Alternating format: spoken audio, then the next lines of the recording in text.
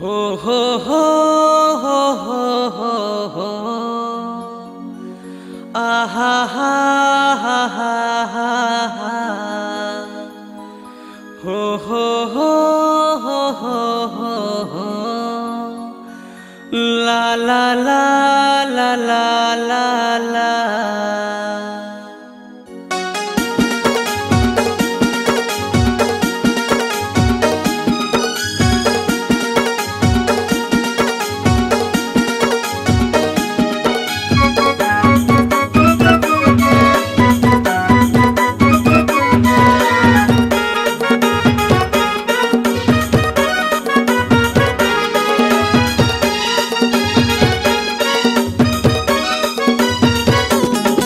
मोला बैहा पगला बना के मोला बैहा पगला बना के दिल ला तोड़ दे वो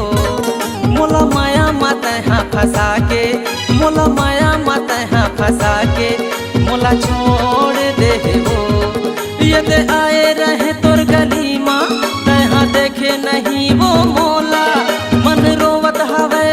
तोर बर अब कैसे समझावो तोला अब कैसे समझावो तोला कैसे नैना मनैना मिला के कैसे नैना मनैना मिला के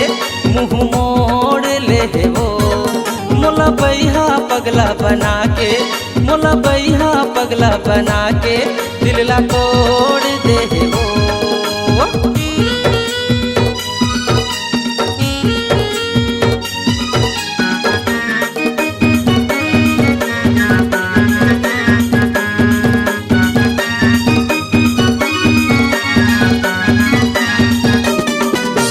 खाए रहे वो किरिया हमर माया के गोरिया मन के बन तहाँ गोरी नाचे रहे बन के मोरिया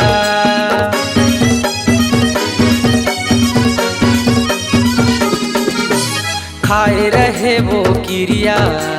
हमर माया के गोरिया मन के बन तहाँ गोरी नाचे रहे बन के मोरिया मन के बन तहाँ गोरी नाचे रहे बन के मोरिया कैसे फुलला खिला के रानी कैसे फुलला खिला के रानी तारा मुर्गेट दे वो मोला बैहा पगला बना के मोला बैहा पगला बना के दिल ला तोड़ दे वो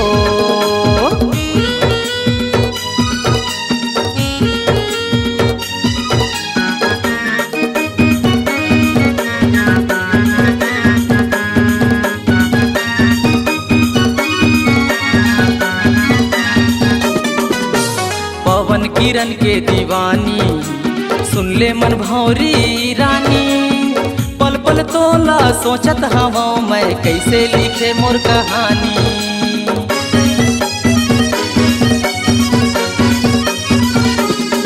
हाँ पवन किरण के दीवानी सुन ले मन भौरी रानी पल पल तोला सोचत हवा मैं कैसे लिखे मोर कहानी पल पल तोला सोचत हवा मैं कैसे लिखे मोर कहानी ये दे माया के लहर लगा के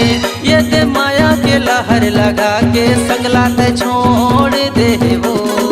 मोला बैहा पगला बना के मोला बैहा पगला बना के दिल ला तोड़ दे वो ये दे आए रहे तुर गली माँ तहाँ देखे नहीं वो मोला